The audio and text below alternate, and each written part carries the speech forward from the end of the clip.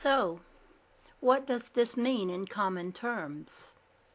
It means that all persons have within them the power to change all conditions in their lives just by understanding how to use one universal law against another to facilitate the change.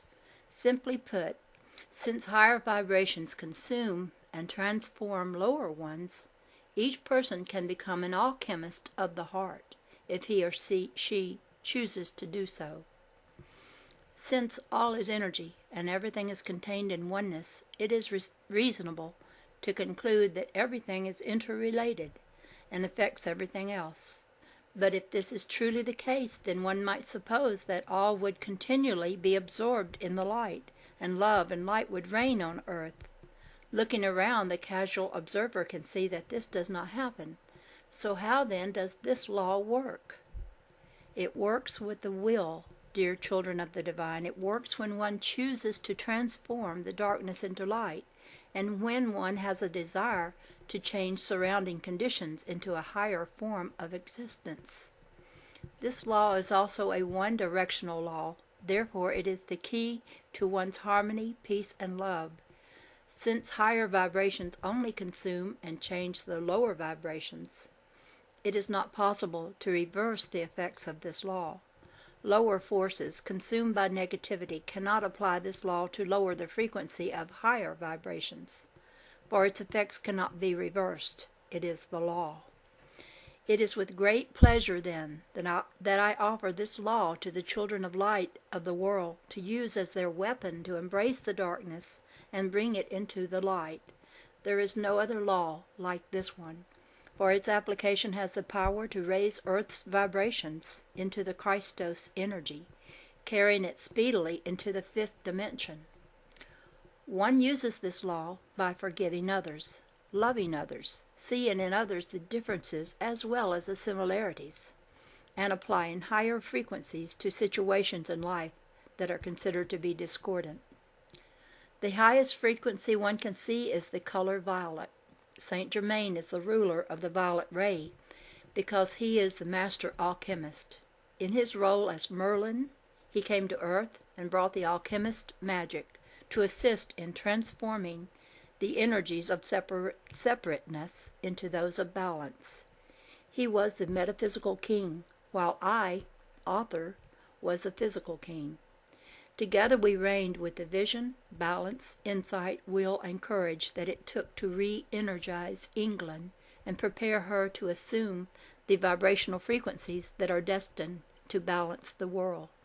We did so through the application of the law of perpetual transmutation of energy. Violet is the favorite color of alchemists, and Merlin knew of its power. Since this color holds the highest vibrational frequency seen with the naked eye, it has the power to change all the frequencies that reside below it.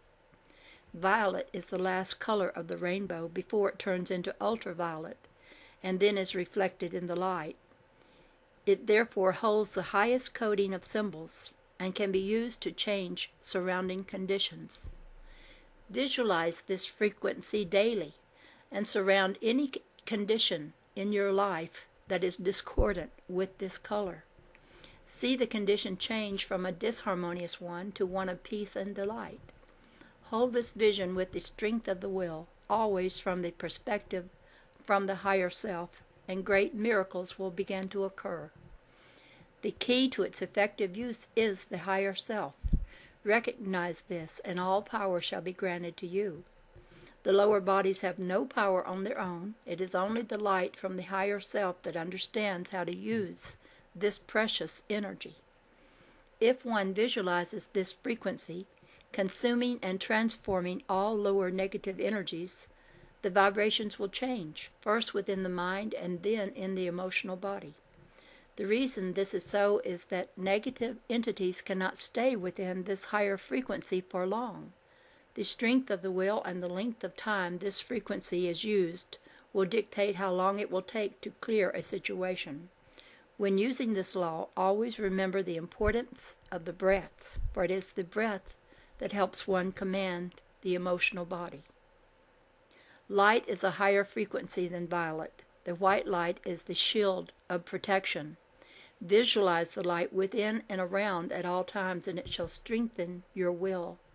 With a stronger will, the soul's ability to manifest and transform events becomes more precise.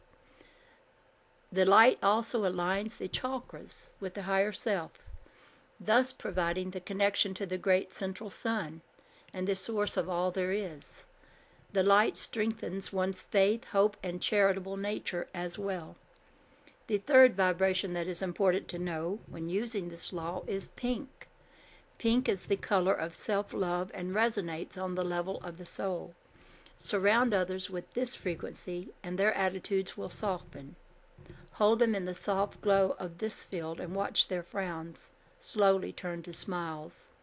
The power of this frequency cannot be underestimated, for it generates much love throughout the universe. The effects of this law are seen primarily when one meditates in silence and applies the principles to situations and events in life. Therefore, I invite all who wish to change the conditions around them to join with Saint Germain in the stillness of the heart and ask for guidance on its use. He shall assist all to become the magicians of the new millennium, but demands that the wills be strong. Journey with Merlin once again, dear children of the heart, and learn of the magic of the ancients. I close this transmission with a song in my heart and look forward to your accomplishments as you create a beautiful world for your children. I am El Morya. So be it, so it is. Summary. The law of perpetual transmutation of energy explains how our thoughts manifest positive or negative energy in our lives and in the lives of others, and how we may transcend negativity by applying higher frequencies to situations perceived as negative. The law of perpetual transmutation of energy is basic to our understanding that we are responsible for many of the conditions of our lives and that we have free will to change the nature of our lives and environments.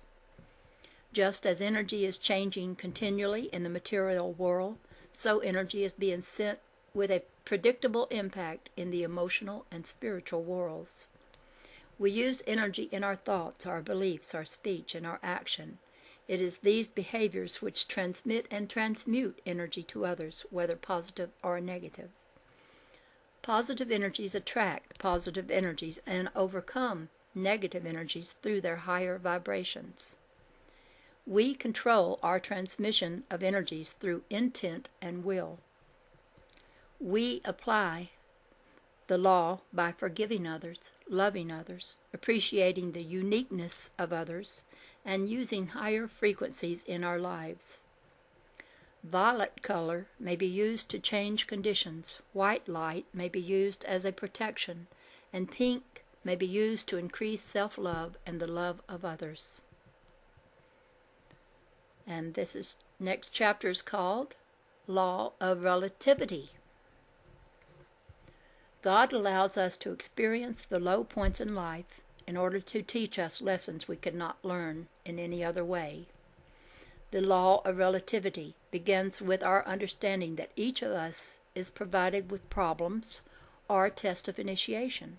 These tests are designed to assess where we are on our spiritual paths and what experiences we need to learn. Our response to these tests is important to our spiritual growth. On the one hand, we can compare ourselves to others and say, "Why me? Why am I experiencing these problems when others do not experience the same problems?" We choose our response to these tests, and that response can advance or retard our spiritual progress. When the heart and mind are connected, we realize the meaning of the test and know that failure simply means that the next test will be more difficult. In this positive frame of mind, we say, "Thank you, Masters, for this test of initiation." When we look at our problem, we consider that it might have been worse or more difficult. The ways in which we view the world begin and end with our own minds and the meanings we choose. As we move on our spiritual paths, we are able to see the positive aspects of our experiences, even the difficult ones.